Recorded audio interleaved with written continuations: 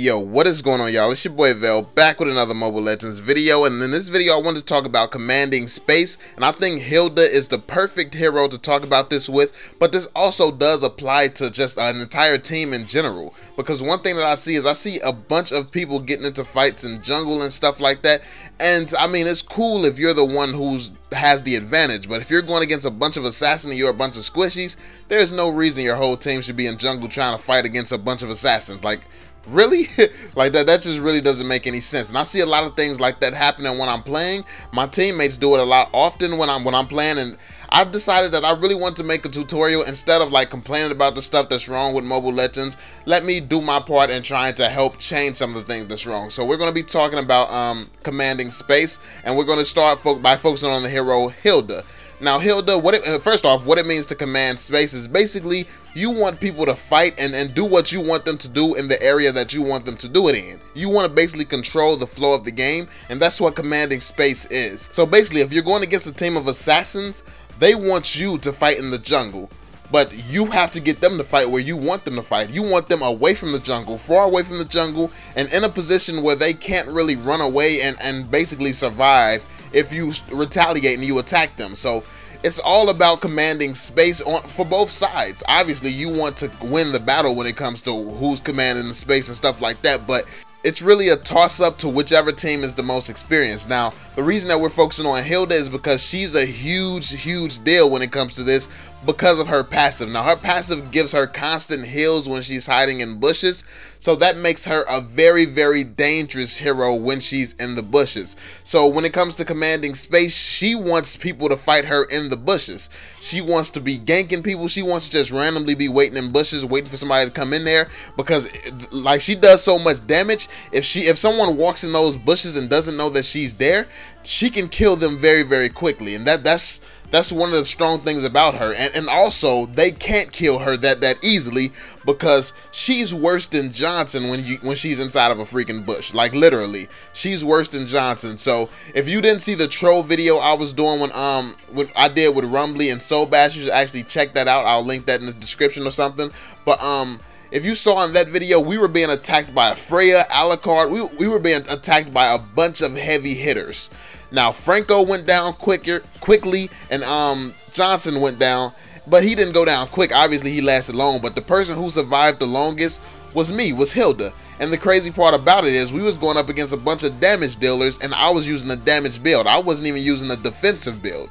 So yes, she can do a lot of freaking work if she's in those bushes. So when it comes to the space that she wants to control, that's definitely the bushy area. You want to bait people into those bushes. Like, that's where you want a lot of team fights to take place. You don't want to like when you're using Hilda, for example.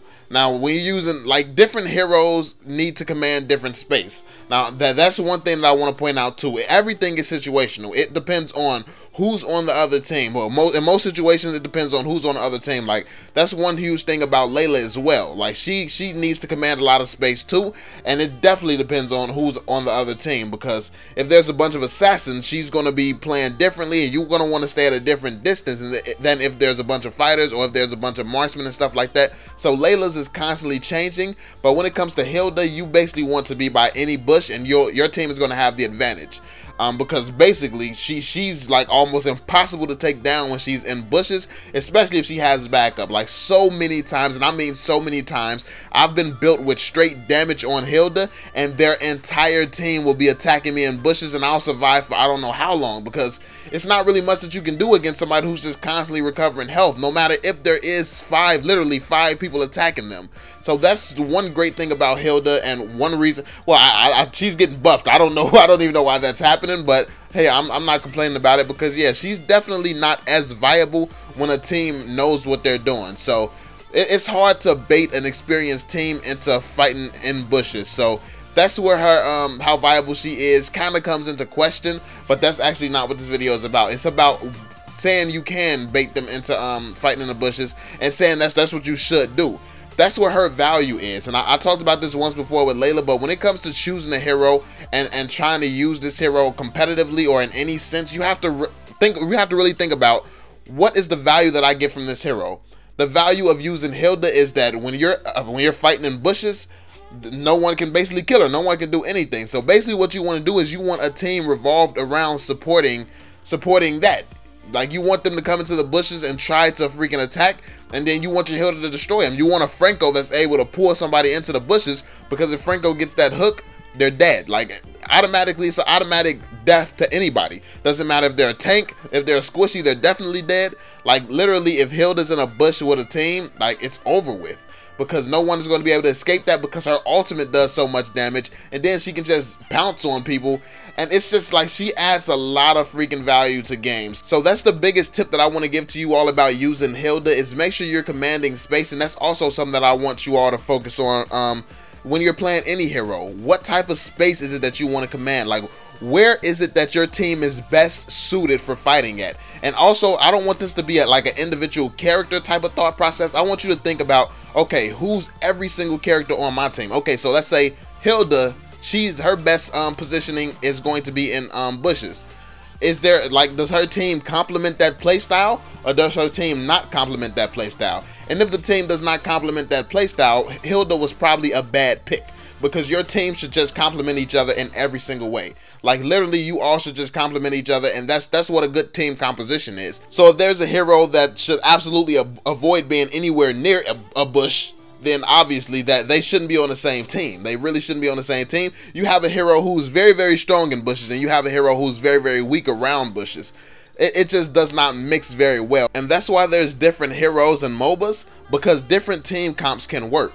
Now, the one thing that I've seen across Mobile Legends is a lot of people use the same team comps. You see some of the top players, they're using this stuff. They work for, it works for top players, so a lot of people want to try to copy that, but that's really not the way a MOBA should be played. Like, people should be coming up with their own strategies, having their own thought processes and stuff like that, because it's very, very huge, honestly. It's so many different combinations of heroes and so many different things that you can do to pull out a win. And I think that this is one of the key things that I want people to think about, and I think that this will actually help a lot, considering where your strong point is. So is your strong point, like, where's the space that you want to fight in? Do you want that space? Is that space in like bushes when you're using Hilda? Is it like staying out of positions of assassins if you're like using Layla? Like, other heroes has escapes, so it's not as important for them, but it's still very, very important.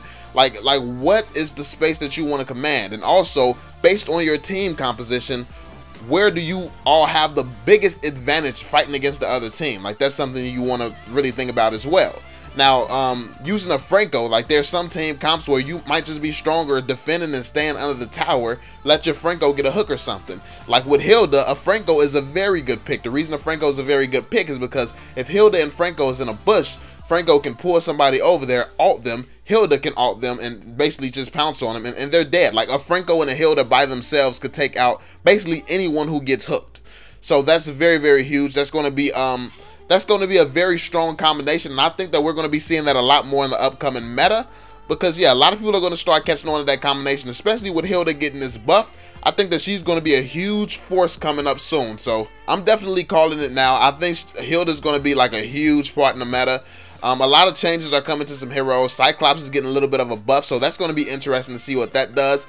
But yeah, I really just want to do this quick tutorial to basically talk about some of the things going on in the current meta, some of the changes and how it's going to affect the meta, and basically talk about commanding space, which was the really the meat and potatoes of this freaking commentary. So yeah, I hope this was helpful, and you kind of understand what I was talking about, because it'll help you a lot. Now, I know that everyone judges like skill by rank and stuff like that, but honestly, because the ranking system is so messed up in Mobile Legends, rank means absolutely nothing. So it's very possible to be a good player without being a high rank. So you definitely want to think on this level, and I think that everyone needs to think on a higher level, because that's what's going to start making the game more and more competitive.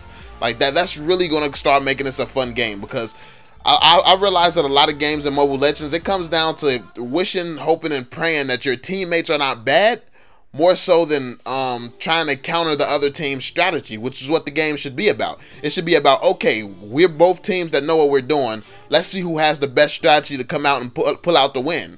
But no, it doesn't really come down to that in Mobile Legends. It comes down to, oh my god, I hope they're not AFK. I hope this person's not lagging. I hope he doesn't run out and feed the team the whole game.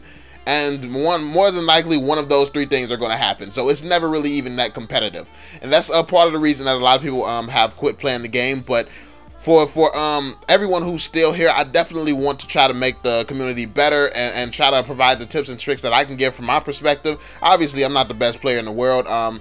I just like to, I love the game. Honestly, this game has done a lot for me, and maybe I'll tell you all the story about what all this game has done for me and how I even joined this game and community and stuff like that. But anyway, that's pretty much it. I'm not going to keep rambling, talking about a bunch of stuff. Let me know if you have any questions about this in the comment section down below. I'll be happy to make more videos on it and basically break it down even more for different heroes and stuff like that. Like, if you have any questions, like what space would I want to command with this hero or that hero, just let me know in the comment section down below. If you enjoy this tutorials and you want more tutorials like this, be sure to drop that thumbs up, subscribe to the channel if you're new, and I'm going to catch y'all on the next one, man.